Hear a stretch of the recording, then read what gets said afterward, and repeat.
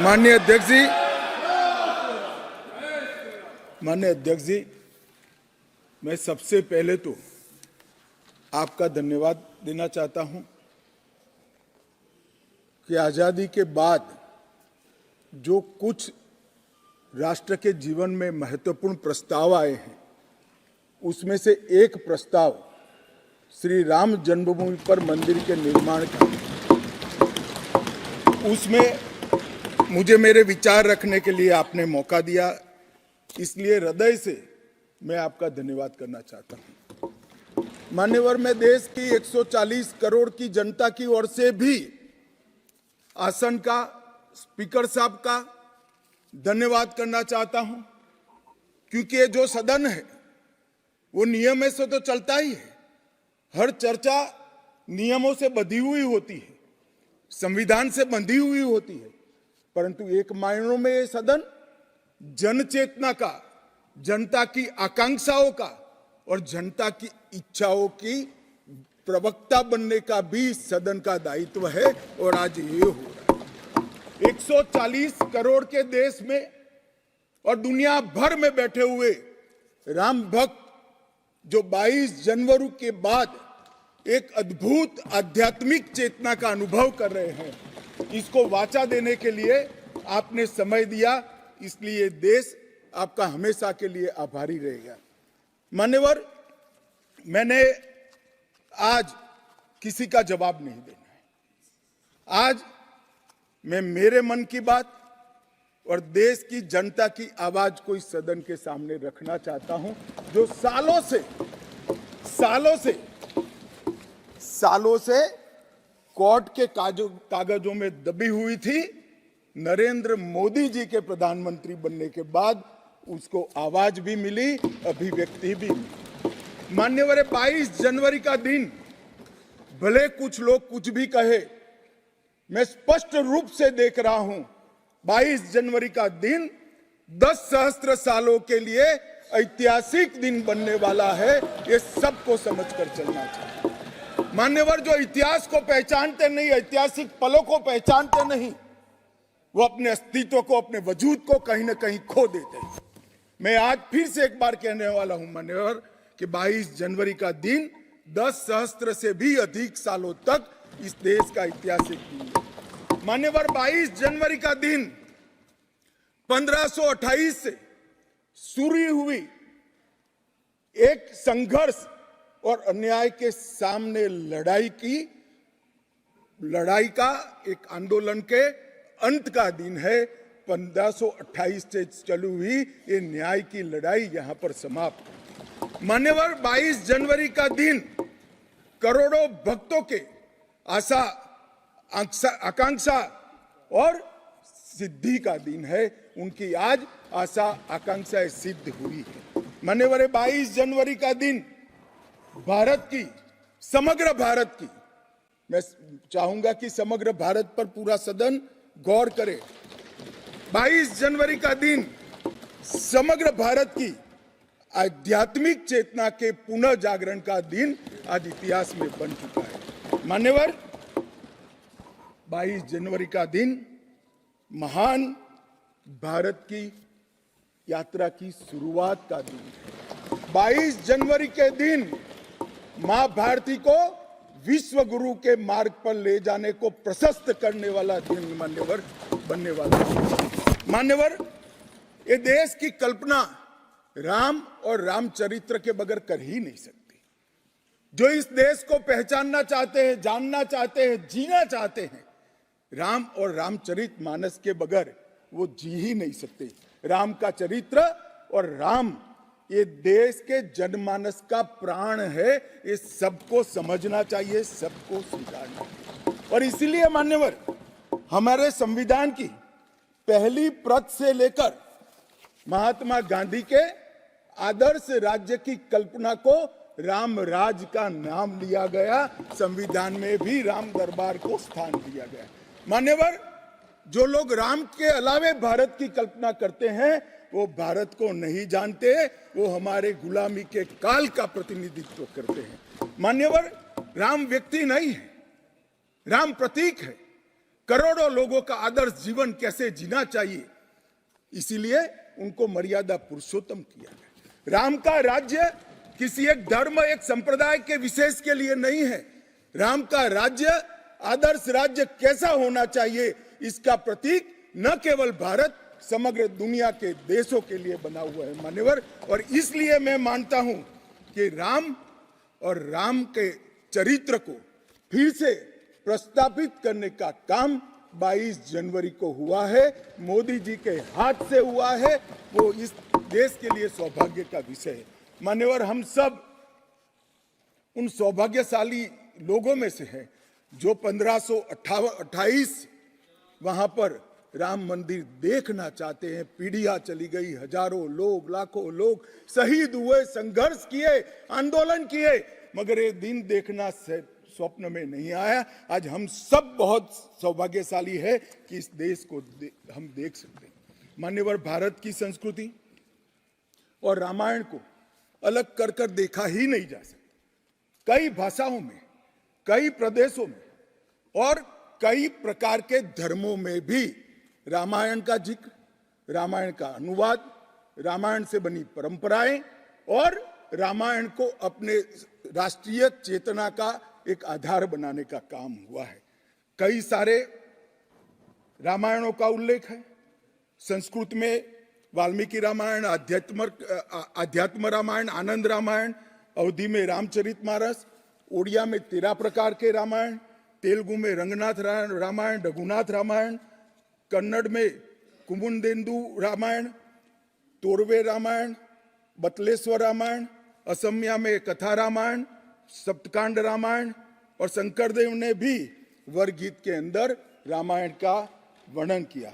बंगला में भी रामायण मिलेगा, कश्मीर में भी राम अवतार चरित मिलेगा, बौद्ध परंपराओं में भी हनुमान जातक में रामायण का जिक्र मिलेगा, मैथिली में भी रामायण है, पंजाबी में गोविंद रामायण है। इतना ही नहीं, ओवैसी साहब चले गए, मुल्ला मसीही ने भी रामायण मसीही लिखकर सबके लिए इस आदर्श को प्रस्तावित किया है। कई सारे देशों में भी रामायण को स्वीकारा है और एक आदर्श ग्रंथ के रूप में प्रस्तावित किया है। विदेशों में नेपाल, जावा, इंडोनेशिया, कंबोडिया, तिब्बत, ये सभी देश भाषाओं में रामायण का अनुवाद भी हुआ है और उससे प्रेरणा भी ली जाती है। हमारे यहाँ आदिवासी जीवन भी एक प्रकार से अलग संस्कृति से, अलग परंपराओं से रचा बसा। उरांव में, बोडो में, संथाल में, संकाल में, बिरहोर में और छोटा नागपुर में सभी जगह स्थानीय भाषाओं में रामायण का अनुवाद भी हुआ और रामायण के आधार पर अपने जीवन को, आदर्श को बनाने का काम भी हुआ। मान्यवर, राम और रामायण से अलग इस देश की कल्पना हो ही नहीं सकती। मान्यवर, ये जो राष्ट्र की इच्छा की परिपूर्ति सम्माननीय मोदी जी के हाथ से 22 जनवरी को अभिजीत मुहूर्त में हुई है। ये लड़ाई 1528 से लड़ी जा रही है। दशकों तक ये लड़ाई चली मान्यवर, दशकों तक लड़ाई चली। लगभग 1858 से कानूनी लड़ाई चल रही है। जब से अंग्रेजों का शासन था, 330 साल के बाद कानूनी लड़ाई का आज अंत आया है और रामलल्ला अपने गर्भगृह के अंदर विराजमान हुए हैं। मान्यवर, 330 साल के बाद और 1528 से एक लंबा जो आंदोलन चला उसकी समाप्ति हुई है और देश की आध्यात्मिक चेतना की जागृति हुई है। मान्यवर, मैं इतना ही कहना चाहता हूं, ये आंदोलन से अनभिज्ञ होकर कोई इस देश के इतिहास को पढ़ ही नहीं सकता। आज से नहीं, 1528 से हर पीढ़ी ने इस आंदोलन को किसी न किसी स्वरूप से वाचा दी और ये मामला लंबे समय तक अटका रहा, भटका रहा, लटकता रहा। आज मोदी जी के समय में ही इसको परवान चढ़ना था, इस स्वप्न को सिद्ध होना था और आज देश स्वप्न सिद्ध होता हुआ दिखा है। मान्यवर, राम जन्मभूमि का जो इतिहास है ये बहुत लंबा है। अनेक राजाओं, संतों, निहंगों अलग अलग संगठनों और कानून विशेषज्ञों ने ये लड़ाई में योगदान दिया है। मैं आज ये 1528 से 22 जनवरी 2024 तक की संपूर्ण कानूनी और युद्धों की और आंदोलनों की लड़ाई को, ये सभी योद्धाओं को बहुत विनम्रता से स्मरण करना चाहता हूं। और उनकी लड़ाई जब आज समाप्त हुई है, तब मुझे विश्वास है मान्यवर, वो जहां भी होंगे बड़ी आनंद की अनुभूति करते होंगे, अपनी श्रद्धा को चरितार्थ करने की अनुभूति करते होंगे।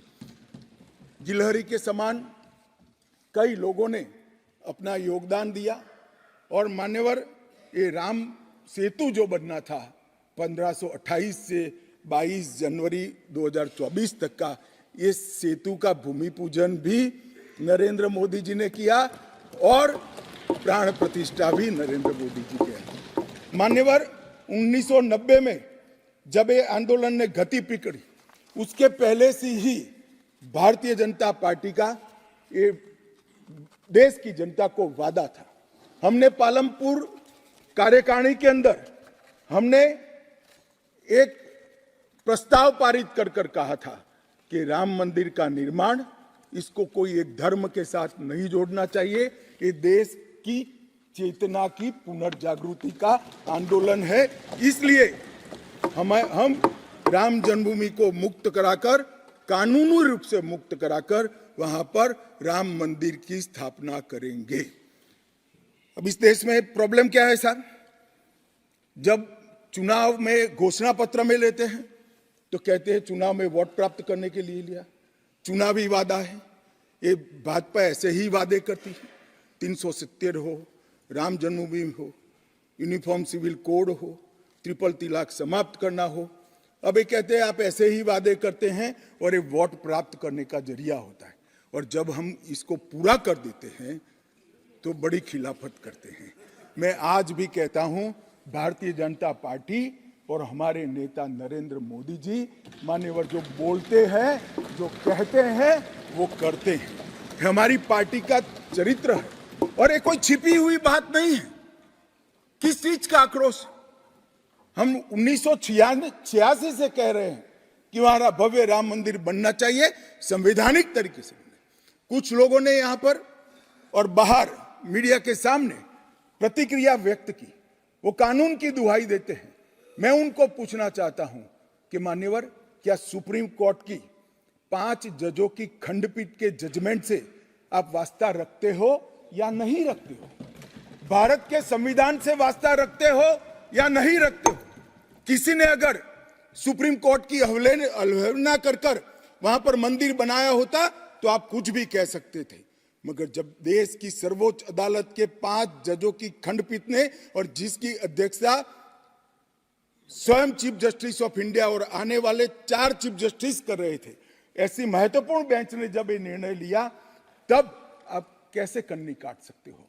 मान्यवर, निर्णय पसंद हो तो स्वीकार कर लेना, सुप्रीम कोर्ट का सम्मान करना, और कोई निर्णय पसंद ना आए तो सुप्रीम कोर्ट के भी बड़ा बूढ़ा करना, ये ठीक नहीं है। मान्यवर, सुप्रीम कोर्ट के निर्णय ने आज पूरी दुनिया में भारत के पंथ निरपेक्ष चरित्र को उजागर किया है।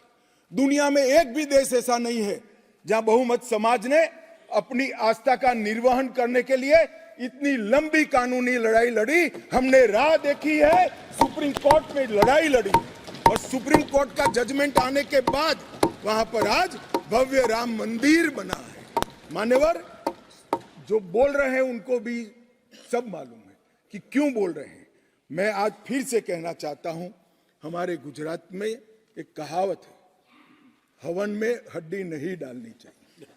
पूरा देश जब आनंद में डूबा है, पूरा देश आध्यात्मिक चेतना की जागृति का अनुभव हो रहा है, भैया स्वागत कर लो, साथ में जुड़ जाओ, इसी से देश का भी भला है और सबका भला है। मान्यवर, एक लंबी लड़ाई के बाद स्थगितता में पड़े हुए मामले को नरेंद्र मोदी जी ने एक युग परिवर्तन करने के लिए, जब मोदी जी को देश की जनता ने लंबे समय के बाद और कांग्रेस के बगैर किसी दल ने पहली बार पूर्ण बहुमत के साथ प्रधानमंत्री बनाना, तब से ये लड़ाई शुरू हुई।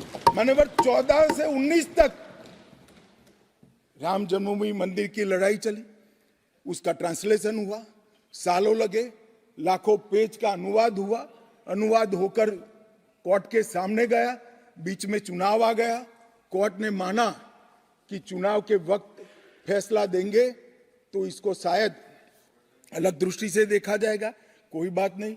चुनाव के बाद फिर से मोदी जी आ गए और फिर केस चला और अंततोगत्वा जब कोर्ट ने न्याय किया तब 5 अगस्त 2020 को 19 को मोदी जी ने इसकी नींव रखकर इसकी शुरुआत। मान्यवर, ये जो 20 से 24 की यात्रा है वो 20 से 24 की यात्रा भी समझनी चाहिए।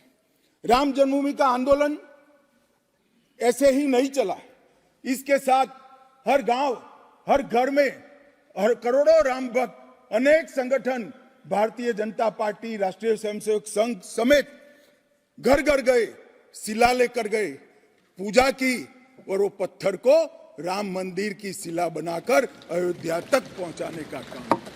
करोड़ों लोगों ने अपनी श्रद्धा, अपनी इच्छा संवैधानिक तरीके से, शांतिपूर्ण तरीके से अयोध्या पहुंचाई और सुप्रीम कोर्ट ने जब जजमेंट दे दिया, निर्णय दे दिया, तब जाकर राम मंदिर के निर्माण की शुरुआत हुई। अडवाणी जी ने सोमनाथ से अयोध्या यात्रा भी की और इसके साथ साथ निहंगों ने शुरू करी हुई लड़ाई, अशोक सिंघल जी जो चरम सीमा पर ले गए थे, अडवाणी जी ने जन जागृति की और मोदी जी ने जन आकांक्षा की पूर्ति कर कर एक आध्यात्मिक चेतना का जागरण कर दिया। मान्यवर,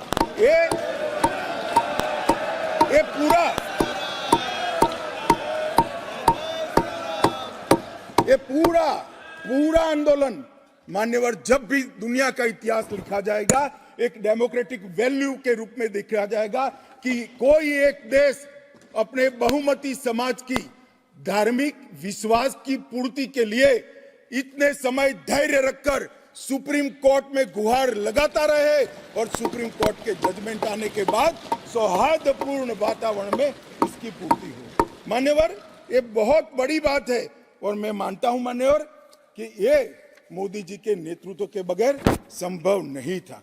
मान्यवर, मैं इतना ही कहना चाहता हूं कि जब राम मंदिर का निर्माण हो रहा था तब और जब जजमेंट आया तब कई लोग आगास लगा रहे थे, कई लोग अनुमान कर रहे थे इस देश में रक्तपात हो जाएगा, इस देश में दंगे हो जाएंगे, इस देश में धर्म के बीच में बड़े विवाद होंगे। मगर मैं आज इस सदन को कहना चाहता हूं, ये भारतीय जनता पार्टी की सरकार है, नरेंद्र मोदी इस देश के प्रधानमंत्री। कोर्ट के जजमेंट को भी जय पराजय की जगह सबकी मान्य न्यायालय के आदेश में परिवर्तित करने का काम मोदी जी के दूरदर्शी विचार ने। और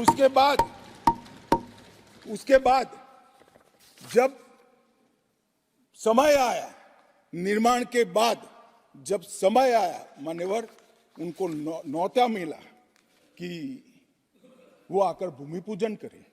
130 करोड़ की जनता के वो जनप्रतिनिधि हैं। न्यास ने उनको नेतृत्व करने का, जनता का प्रतिनिधि के नाते जब मौका दिया शिलान्यास करने का, तब मोदी जी के जो पूरा आचरण है इसको ध्यान से देखना चाहिए। मान्यवर, वो आचरण आने वाले अनेक सैकड़ों सालों तक दुनिया के सामने रहेगा और दुनिया के सामने इससे कई लोगों को प्रेरणा भी मिलेगी। मान्यवर, हम सब ने आचार्य गोविंद देव गिरि जी ने जो वक्तव्य दिया वो सुना है।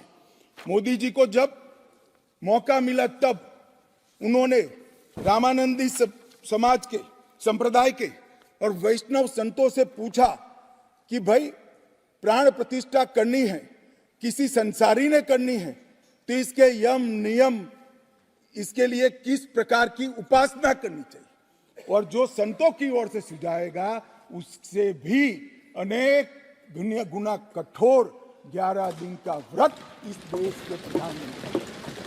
मान्यवर, 11 दिन तक सैया पर नहीं सोना, 11 दिन तक केवल नारियल पानी के साथ उपवास करना, 11 दिन तक पूरा समय राममय, राम भक्ति में रचे बसे रहना और जीवन की उस वक्त की हर सांस को राम के साथ जोड़कर राममय बनकर प्राण प्रतिष्ठा करना। मान्यवर, ये 11 दिन में मां सबरी, गिलहरी, वानर, भालू, जटायु, ये सब के साथ जुड़े हुए देश भर में जो राम के स्थान थे, वहां जाकर राम के काज के लिए गिलहरी जैसा भी योगदान देने वालों को श्रद्धा पूर्वक प्रणाम करने का काम प्रधानमंत्री। राम मंदिर का जब भूमि पूजन का समय आया, कोई पॉलिटिकल नारे नहीं लगाए, ना मोदी जी ने इसका नेतृत्व पॉलिटिकली किया, ना हमारी पार्टी ने किया।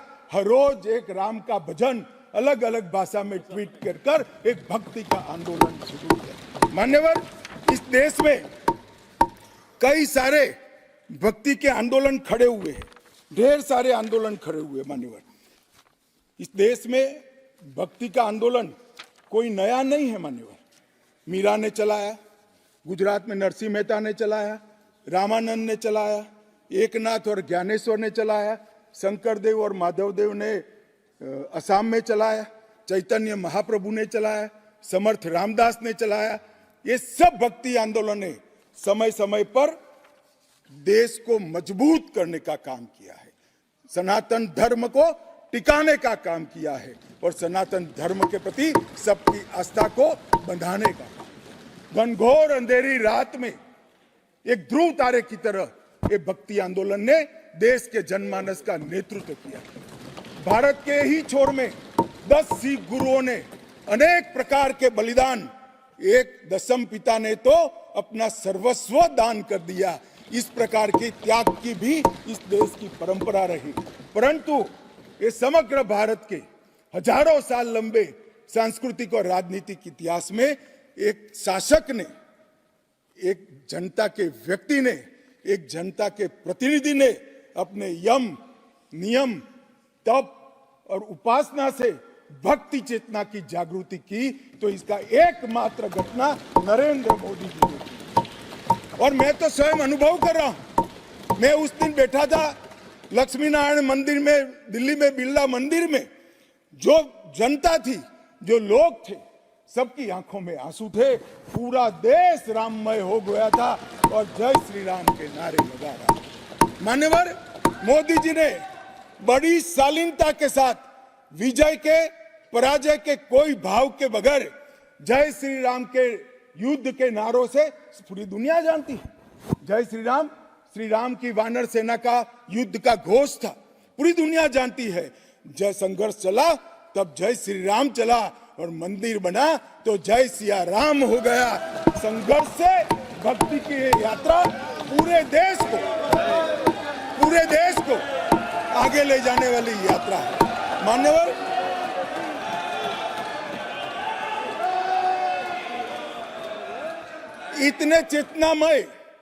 इतने चेतनामय वातावरण के अंदर भी विभाजन की बात करने वाले लोगों से मेरा करबद्ध निवेदन है, समय को पहचानो, एकता के संदेश को स्वीकारो और आगे देखकर चलना शुरू करो। भारत की और हम सब की भलाई है। मान्यवर, ये बहुत बड़ा संदेश मोदी जी ने दिया है और मैं फिर से एक बात कहना चाहता हूं, जिसने संन्यास्त नहीं लिया है, जो सन्यासी नहीं है, जो किसी पंथ संप्रदाय का उपदेशक नहीं है, ऐसा व्यक्ति और जो देश का शासक है, प्रधानमंत्री है, प्रधान सेवक है, ऐसा व्यक्ति आध्यात्मिक चेतना, भक्ति की चेतना खड़े ये दुनिया में ऐसी मिसाल शायद ही कहीं नहीं मिली। मान्यवर, मैं ये जरूर कहना चाहता हूं, इस सदन में खड़े होकर गौरव के साथ कहना चाहता हूं कि मोदी जी मेरे नेता है, मेरे पार्टी के नेता है, मेरे पार्टी के प्रमुख नेता है। मान्यवर, मोदी जी ने एक ऐसा नेतृत्व दिया जिसने अनेक समय पर नेतृत्व के गुण क्या होते हैं इसका परिचय देने का काम किया। अच्छे समय में भी किस प्रकार से संयम रखना चाहिए इसका एक उदाहरण स्थापित करने का काम किया और हर समय पर निर्भयता के साथ संवेदनशील, सजग और जन भावनाओं को समर्पित नेतृत्व कैसा होता है, इसका उदाहरण दिया। इनके 10 साल के कालखंड के अंदर अनेक प्रकार के पड़ाव आए हैं। ये भी राम जन्मभूमि के आंदोलन जैसे ही पड़ाव रहे, क्योंकि जो गड्ढा ये खोद कर गए थे, वो गड्ढे को भरकर उसमें महान भारत की इमारत बनाना, ये राम मंदिर की यात्रा से कोई कम यात्रा नहीं है मान्यवर। सबसे पहले मैं कहता हूं कि जो आर्थिक क्षेत्र के अंदर जो बदहाली करी थी, जो पॉलिसी पैरालिसिस वाली गवर्नमेंट थी, सैकड़ों पॉलिसियां बनकर आज 11वें नंबर से 5वें नंबर पर हमारे अर्थतंत्र को ले जाकर एक नीति के आधार पर चलने वाला राज्य, नीति के बनाने वाले नेता कैसा होता है, उसका उदाहरण दिया। कोविड आया तो भयभीत हुए बगैर, सरकार की मशीनरी कम पड़ जाएगी, जब तक आंदोलन पूरा देश नहीं लड़ेगा इससे हम नहीं लड़ पाएंगे, वो जानते हुए एक मोर्चे पर वैक्सीन का इनोवेशन का काम चालू रहा, दूसरे मोर्चे पर हेल्थ इंफ्रास्ट्रक्चर का अपग्रेडेशन का काम चालू रहा, तीसरे मोर्चे पर हर गरीब के घर में अनाज पहुंचाने का काम चालू रहा, चौथे मोर्चे पर जो कोविड की दर्दियों की शुश्रूषा कर रहे थे उनका नेतृत्व करने का काम चालू रहा, और 5वें मौके पर जनता कर्फ्यू, दिया जलाना, थाली बजाना, हंसने वाले आज रोड पर घूमते हो गए, उनको मालूम नहीं है पूरी दुनिया मोदी जी के संवेदनशील और समग्रता से भरे हुए नेतृत्व को आज स्वीकार। मान्यवर, यही समय में कोविड का पड़कार भी आया, यही समय में 62 की तरह चीन ने अपना मुंह दिखाना शुरू किया, दृढ़ता के साथ नेतृत्व छाती सीना तान कर खड़ा रहा, हिंदुस्तान की 1 इंच जमीन नहीं। कई बार हुआ था इसी समय में पूंछ और पुलवामा में हमला हुआ, सर्जिकल स्ट्राइक और एयर स्ट्राइक कर नेतृत्व की वीरता का भी परिचय दिया और घर में घुसकर जवाब देने का काम किया।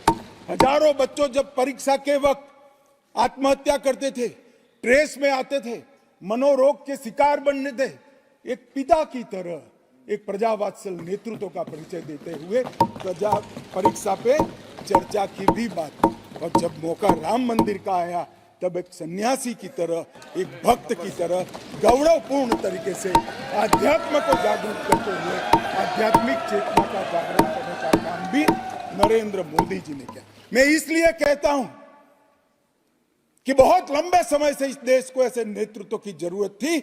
70 साल तक, 68 साल तक देश ऐसे नेतृत्व में भटकता रहा, लटकता रहा। 130 करोड़ की जनता ने मोदी जी को चुनकर एक सर्वगुण संपन्न नेता को चुनकर देश की सभी चुनौतियों को समाप्त किया।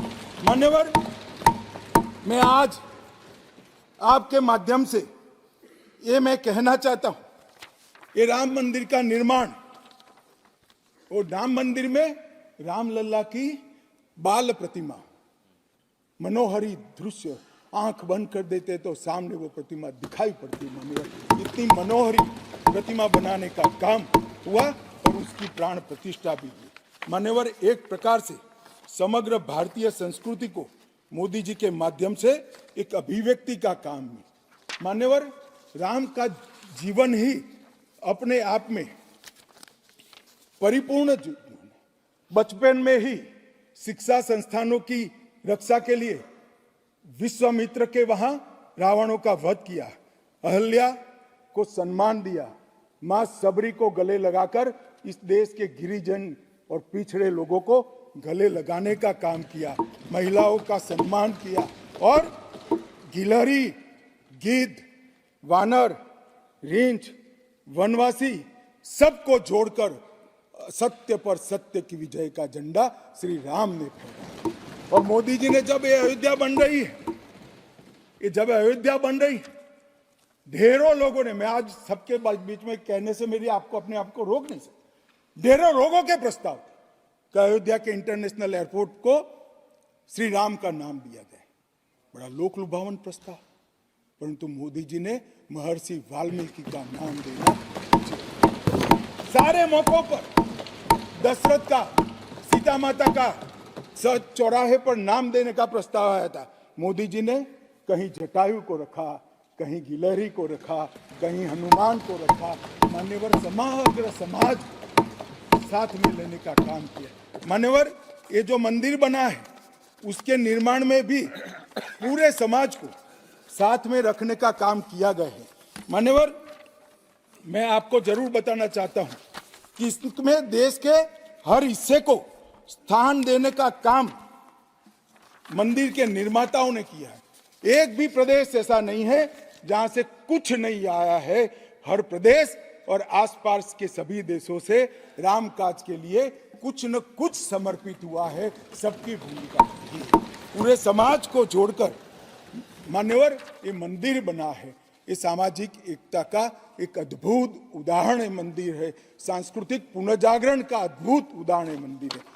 मान्यवर अयोध्या में राम मंदिर विध्वंस के सामने विकास का विजय है। मान्यवर अयोध्या में राम मंदिर धर्मांधता के सामने आध्यात्मिकता और भक्ति का विजय है। मान्यवर भारत के गौरवमय युग की ये शुरुआत है। आत्मनिर्भर भारत और विकसित भारत का रास्ते का प्रशस्तीकरण का पॉइंट है और भारत माता को विश्व गुरु बनाने के रास्ते की मान्यवर शुरुआत है। मैं जरूर मानता हूं कि सालों से सदियों से इस देश के प्रेरणा पुरुष रहे, जिनके चरित्र से न केवल इस देश पूरी दुनिया संदेश लेती है। ऐसे प्रभु श्री राम को मूर्ति का अपने निज घर में स्थापन से इस देश का जो नया युग शुरू हुआ है ये बहुत शुभांकर होगा और आने वाले दिनों में 2024 में भी मोदी जी के नेतृत्व में यहाँ सरकार बनेगी और ये शुभांकर शुरुआत हुई है, उसको गंतव्य स्थान पर ले जाने का काम करेगी। मान्यवर मेरा बहुत बहुत धन्यवाद। मेरे शब्द और विचार